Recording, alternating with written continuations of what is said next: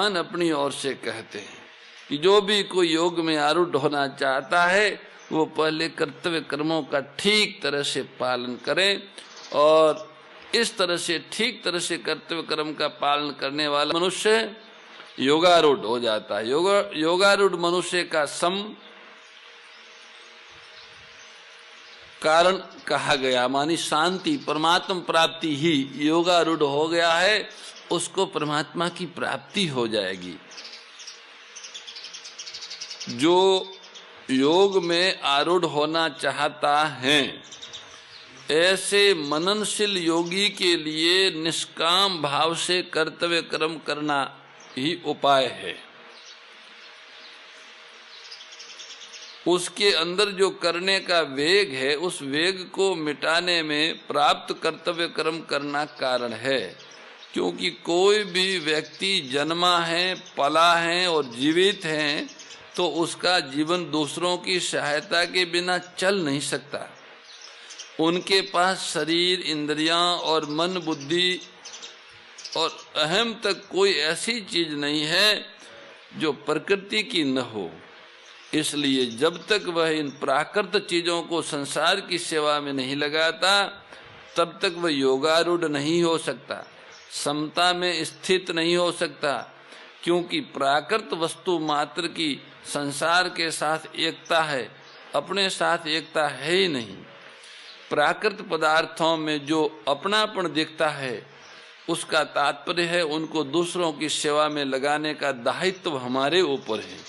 जितनी वस्तु पर हमें अपनापन लगे कि ये शरीर मेरा है, ये मन मेरा है, ये वाणी मेरी है, ये आंखें मेरी हैं, ये कान मेरे हैं, ये पदार्थ मेरा है, तो जिन में अपनापन लगे वह उसलिए अपनापन दिख रहा है कि जो आपके पास है उनको दूसरों की सेवा में लगाने की जिम्मेवारी आप पर है। जिम्मेवारी का बोध कराने के लिए ही उसमें अपनापन दिखता है। कर्तव्य के बोध के लिए ही अपनापन है, वास्तव में अपना है ही नहीं, पर अपने पास इसलिए कि उनको किसी के काम में लगाना है। जैसे किसी ने कोई चीज हमको दी कि ये उनको दे देना, तो जब तक लगे कि हमारे पास है ऐसा इसीलिए लगता है कि ये किसी को देना है, दूसरे को देने के लिए हमको दी है, हमारी अपनी नहीं है। ऐसे ही शरीर, मन, बुद्धि, इंद्रियां, वस्तु, व्यक्ति, पदार्थ, परिस्थिति जो कुछ है वह दूसरों के लिए है, हमारे लिए नहीं है। प्राकृत पदार्थों में अपनापन दूसरों की सेवा के लिए है। उन सब को दूसरों की सेवा में लगाने का भाव होने से संपूर्ण क्रियाओं का प्रवाह संसार की तरफ हो जाएगा और स्वयं योगारूढ़ हो जाएगा। ये बात भगवान ने दूसरे तरीके से भी व्यतिरेक रीति से कही है। यज्ञ के लिए, दूसरों के हित के लिए कर्म करने वाले संपूर्ण कर्म लीन हो जाते हैं, किंचन मात्र भी बंधन कारक नहीं होते हैं। और यज्ञ से अन्यतर अपने लिए किए गए कर्म बंधन कारक होते हैं। दूसरों के लिए किए गए कर्म मुक्ति देने वाले और अपने लिए किए गए कर्म बंधन कारक होते हैं। योगारूढ़ होने में कर्म कारण क्यों है? क्योंकि फल की प्राप्ति अप्राप्ति में हमारी समता है या नहीं है, उसका हमारे ऊपर क्या असर पड़ता है, इसका पता तभी लगेगा जब हम कर्म करेंगे। समता की पहचान कर्म करने से ही होगी। कर्म करते हुए यदि हमारे में समता रही, राग द्वेष नहीं हुए, तब तो ठीक है, क्योंकि वह कर्म योग में कारण हो गया। परंतु यदि हमारे में समता नहीं रही, राग द्वेष हो गए, तो हमारा जड़ता के साथ संबंध होने से वह कर्म योग में कारण नहीं बना। साथ ही संबंध रखने से ही अशांति पैदा हो जाती है। इसका कारण है कि असत पदार्थ शरीर आदि के साथ स्वयं का संबंध एक क्षण भी रह नहीं सकता और रहता भी नहीं है, क्योंकि स्वयं सदा रहने वाला है और शरीर आदि मात्र पदार्थ प्रतिक्षण अभाव में जा रहे। उन प्रतिक्षण अभाव में जाने वालों के साथ यह स्वयं अपना संबंध जोड़ लेता है और उनके साथ अपना संबंध रखना चाहता है, परंतु उनके साथ संबंध रहता नहीं। वो उनके चले जाने के भय से और उनके चले जाने से अशांति पैदा हो जाती है। जब यह शरीर आदि असत पदार्थों को संसार की सेवा में लगाकर उनसे अपना सर्वथा संबंध विच्छेद कर देता है, तब असत के त्याग से उसको एक शांति मिलती है। अगर साधक उस शांति में भी सुख लेने लग जाए तो वो बंध जाएगा। अगर उस शांति में भी राग नहीं करेगा, उससे सुख नहीं लेगा, तो वो शांति परमात्मा की प्राप्ति में कारण हो जाएगी। जितने भी शुभ कर्म है, सर्वहितकारी कर्म है, परहित के लिए किए जाने वाले कर्म है, वो उसमें उसके बदले में कुछ लेने की भावना न होने से उन कर्मों के अंत में, उन प्रवृत्ति के अंत में चित्त को एक सहज शांति प्राप्त होती है। चित्त शांत होता है। इस शांति का भी भोग होता हो, मैं शांत हूँ, ऐसा मुझे शांति मिल रही है, ऐसे शांति का भोग होता है।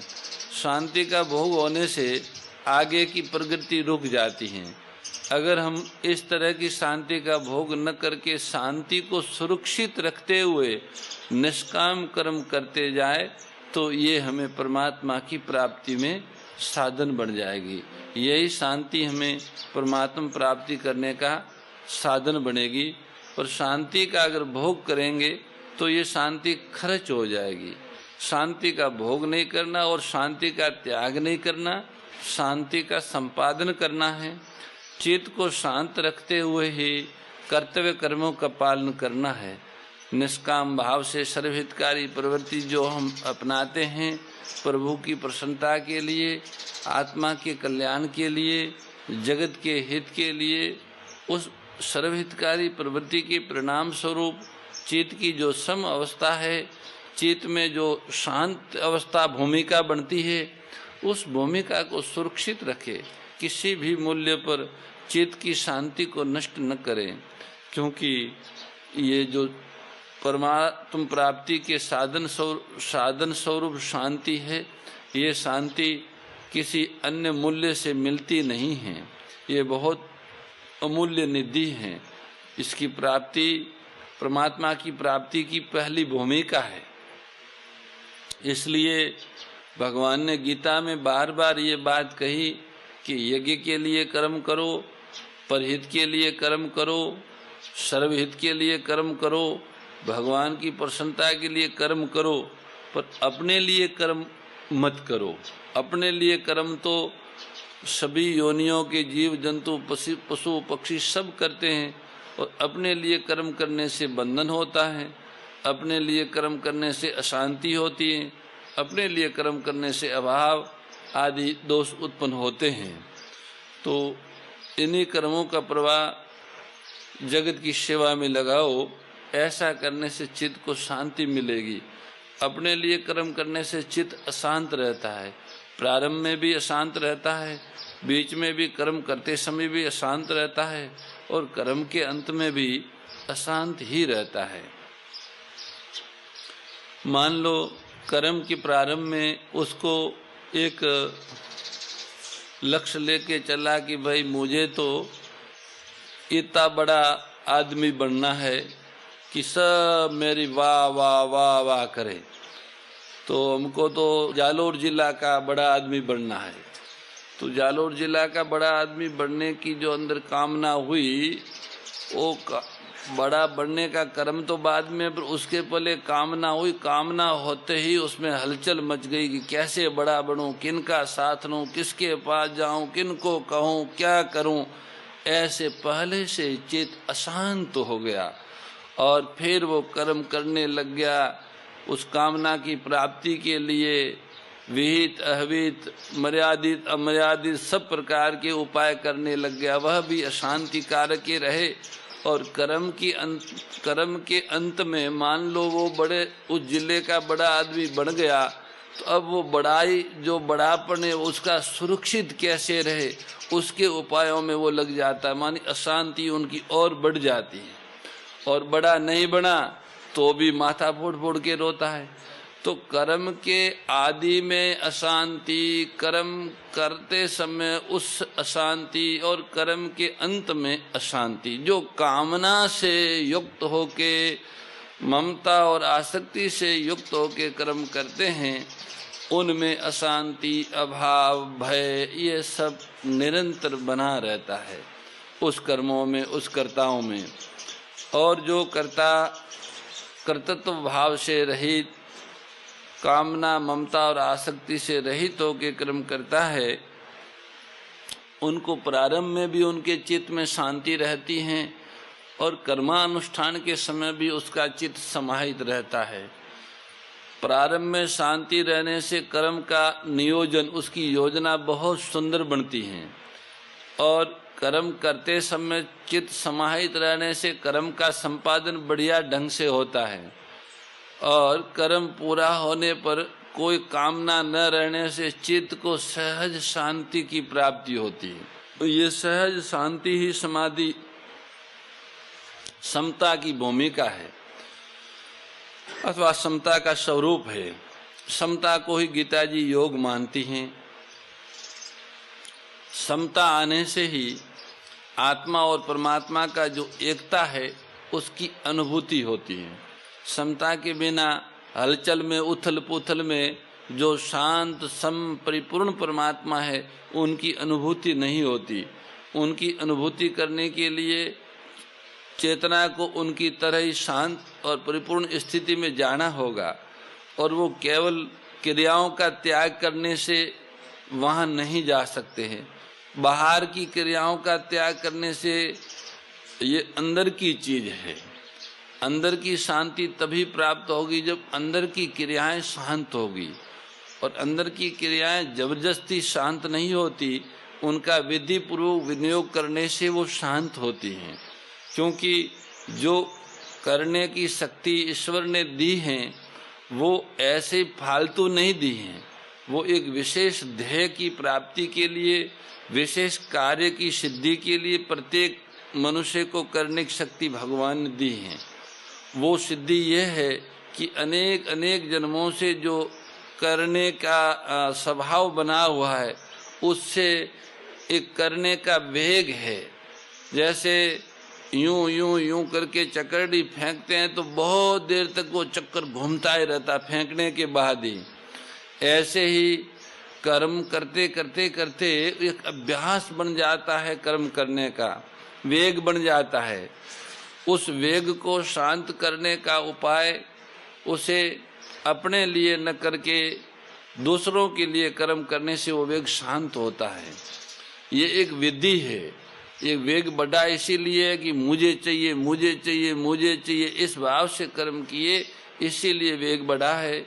अगर ये कर्म औरों के हित के लिए, औरों को सुख मिले, सभी सुखी हो, सबका कल्याण हो, सब प्रसन्न रहे, इस भाव से कर्म करें तो ये जो मुझे मिले इससे जो कर्मों का लेप हुआ था वह छूट जाएगा, और उसका चित्त, उस चेतना उस कर्मों के लेप से मुक्त होके स्वस्थ एवं पवित्र हो जाएगी। शास्त्रों में, श्रुतियों में आता है कि मनुष्य ने संसार से इतना लिया है, उनको अगर चुकाना हो तो उसके पास में, उसके सामने चुकाने के लिए वो कहते हैं कि भाई मोड़ी तो क्या दे, ब्याज नहीं दे सकते, तो ब्याज भी नहीं दे सकते हैं। उसका इतना कुछ जगत से लिया है। एक जगह श्रुति में आता है कि पुत्र अपनी जननी को शरीर के चमड़े की जूती बना के पहनावे तो भी जो जन्म देने वाली जननी है उसके ऋण से मुक्त नहीं हो सकता। शरीर की चमड़ी उतार दो, उतार के पगरखी पहनाओ, बनाओ और फिर माँ को पहनाओ तो भी माँ जो जननी है उसका ऋण नहीं उतरता। अब बताओ, अगर जननी के ऋण के लिए शरीर की चमड़ी उतार के पाद त्राण बना लेंगे और उन्हें सौंप देंगे फिर भी ऋण तो नहीं उतरेगा। पर मान लो उतर भी जाए तो केवल जननी का ही ऋण है, इतनी बात तो नहीं है। जनक का भी ऋण है, जननी और जनक के निर्माता का भी ऋण है, इस धरती का ऋण है, समाज का ऋण है, हवा का ऋण है, सूर्य का ऋण है। इतना ऋण है कि उस ऋण को देने के लिए पास में कुछ नहीं है। और जब तक ऋण से मुक्त नहीं होंगे तो शांति नहीं होगी। अब क्या करें? हमने सुना है, सुनी हुई बात है, कितनी सत्य है। छोटे थे जब हम सुनते थे कि कोई व्यक्ति बहुत ज़्यादा कर्जा ले लेता है किसी व्यापारी से, इतना कर्जा ले लेता है कि वो कर्जा चुकाने में असमर्थ होता है। उनके पास जो कुछ संसाधन है वो सब देकर भी कर्जा नहीं चुका सकता, ऐसी स्थिति उत्पन्न हो जाती है। तो अब कर्ज जिसके ऊपर ये कर्जा हुआ है, ऋण हुआ है, वो अगर ईमानदार है तो उसका ईमानदारी का ये परिचय होगा कि वो कर्जदाता के पास जाएगा जिसने उसे ऋण दिया है। उनको जाके कहेगा कि ये मेरी जमीन, ये मेरा खेत, ये मेरा मकान, ये मेरे पास जो भी संसाधन है ये हैं, आप इसे स्वीकार करें और मुझे भी आप जो चाहे वो काम में लगा दें। देवी सद्गुणदायिनी हरि रसिका सजनी, ओम जय भगवद गीते समता त्याग सिखावनी, हरि मुख की बानी, ओ मैया हरि मुख की बानी, सकल शास्त्र की स्वामी, सकल शास्त्र की स्वामी, श्रुतियों के रानी, ओम जय भगवद गीते।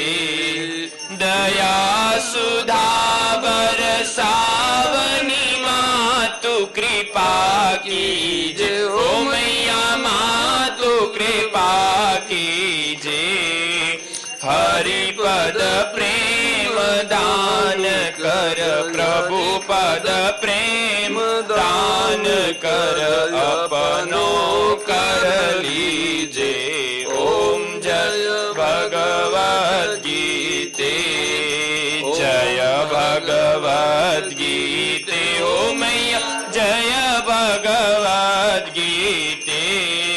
हरि कमल विहारिणी, प्रभु हिय कमल विहारिणी, सुंदर सुपुनीते, ओम जय भगवद गीते। गीता माता की जय।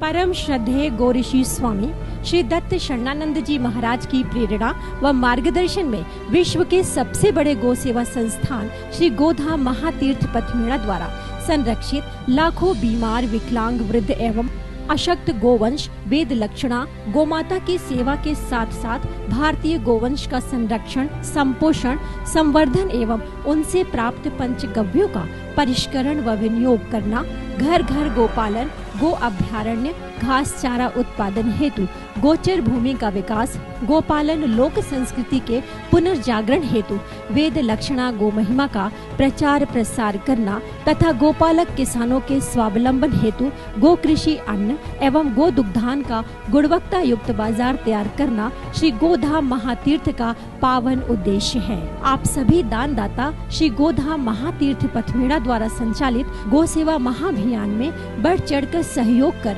लाखों बीमार, विकलांग, वृद्ध एवं अशक्त गोवंश के गोग्रास सेवा हेतु श्री गोधाम महातीर्थ पथमेड़ा लोक पुण्यार्थ न्यास के बैंक ऑफ बड़ौदा खाता संख्या 084901000238827 IFSC कोड BARB 0 ASHRAM शाखा आश्रम रोड अहमदाबाद में गोग्रास सेवा निमित्त जमा कर सकते हैं। अधिक जानकारी के लिए संपर्क करें 7742093179 7665059999 7073000151।